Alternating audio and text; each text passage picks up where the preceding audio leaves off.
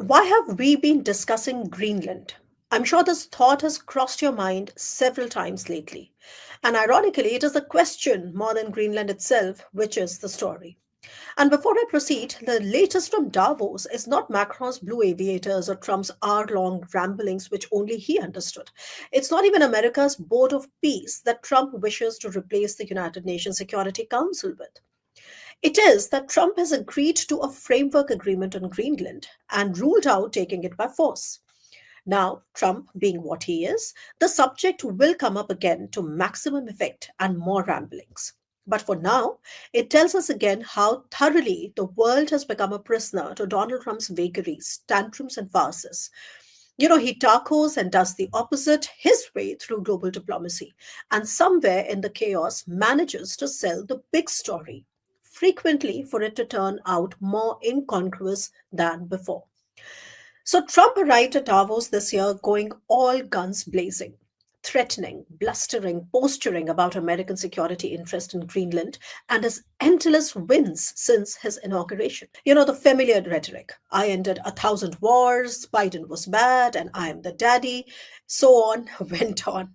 And then, almost anticlimactically, a day later, he agreed to a framework agreement on Greenland. That gives the United States nothing it didn't already have.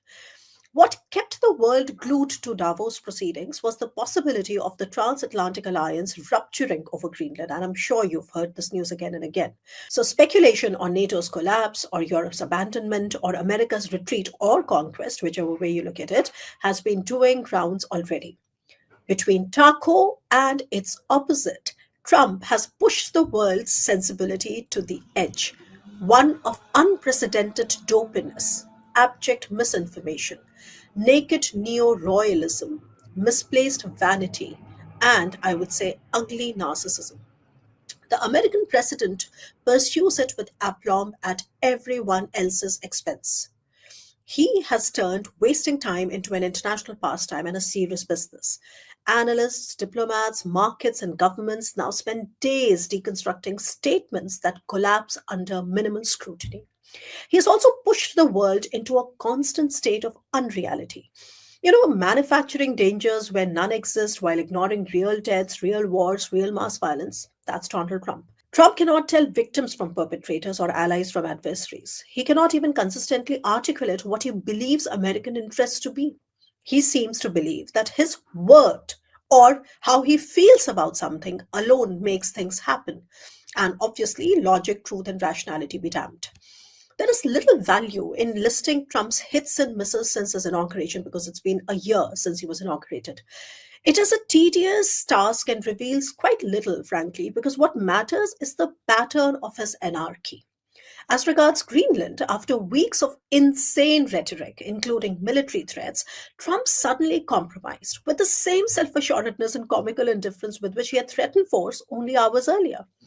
So the question then is, why is America under Donald Trump fighting for what America already possesses? The so called framework agreement that he has agreed to, in effect, is something the United States has already possessed all along. During the Cold War, the US operated not 14 as commonly cited, but 18 military bases across Greenland. After the Cold War, which was after 1991, that number was reduced to one. And this is the Pacific Air Base because the global order had shifted and threat from USSR no longer existed. So, what Trump has claimed he wants, which is control over Greenland for US security and access to rare earths, now all of this was already achievable under existing arrangements today. The US has every legal and diplomatic mechanism to expand its military presence in Greenland if it deems necessary. And I'm not talking about an agreement which has lapsed, I'm talking about agreements which are in place today. Now, this makes Trump's threats all the more puzzling. At a time when Europe is living through the longest conventional war on its eastern borders since the Second World War, Europeans would gladly give an arm and a leg to keep US military power anchored in Europe. Then why threaten Denmark, Greenland, Europe for something they would willingly support? A recent interview by Shane Smith with former Danish Foreign Minister Per Stig Moller cuts through the fog, and I recommend you watch it.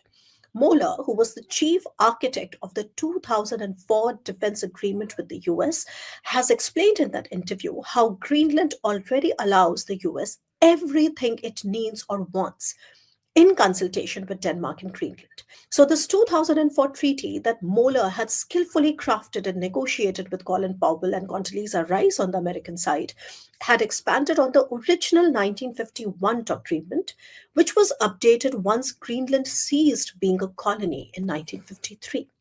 So, the point to underscore and understand is neither Denmark nor Greenland can say no to increased US military presence, provided consultations occur.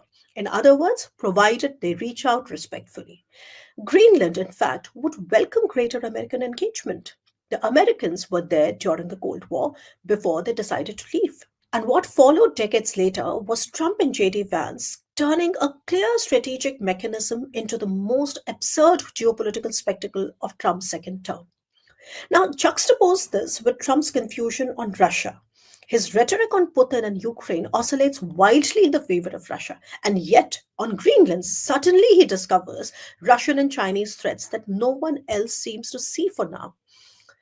Now, regardless of this Trump fans' rhetoric, the US can re establish as many bases as it wants and also operate them in pockets of sovereignty. In fact, the US could always do that.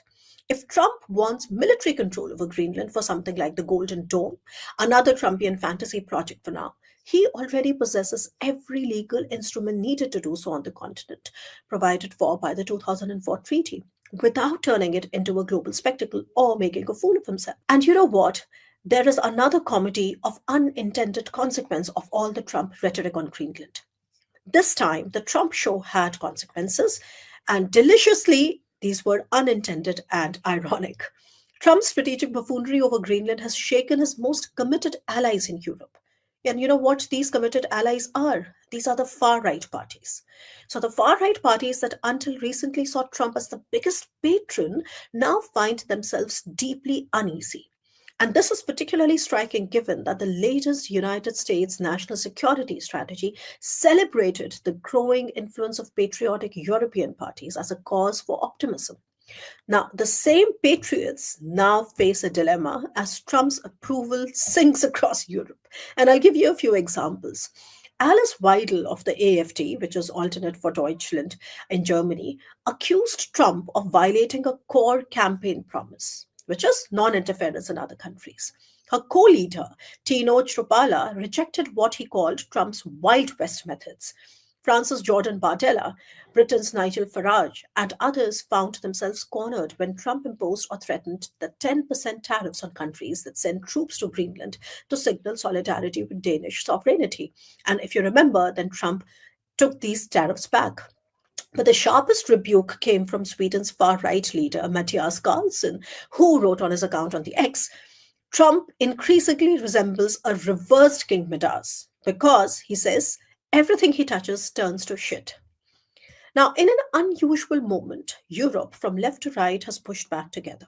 The European bloc even discussed deploying its anti coercion instrument against the US. The European Parliament stalled the approval of the recently concluded EU US trade deal. The double whammy of a ludicrous argument on invading Greenland, backed by tariff threats, found no takers anywhere in Europe, instead, re energized the indispensability of Europe's military capabilities and, to India's concern, a relook at China. What has not made sense has become the new normal. And you know what? Whichever way you look at it, this is strategic dementia. And this should bring us finally to India. There is something profoundly ironic about how much time India has spent dissecting Trump's Greenland tantrum. India faces existential challenges of its own, and yet Indian discourse, both elite and otherwise, remain trapped in Trump watching. Every ramble of his has sucked our energy and attention. At Davos, amid all this noise, one of the most consequential observations came from Geeta Gopinath, former IMF chief economist. She pointed out that pollution has a far more severe and lasting impact on India's economy than any tariff Trump could ever impose.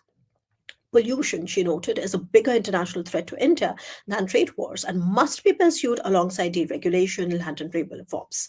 However, Genuine national engagement on how our internal challenges undercut our global aspirations is not really considered fashionable. Trump's greatest export has been distraction with several risks. And yet, the world, including India, even when exhausted, keeps buying it. Greenland is going to be back in news as much as Trump's going on key issues, and I'll be back to discuss that and more. Stay tuned.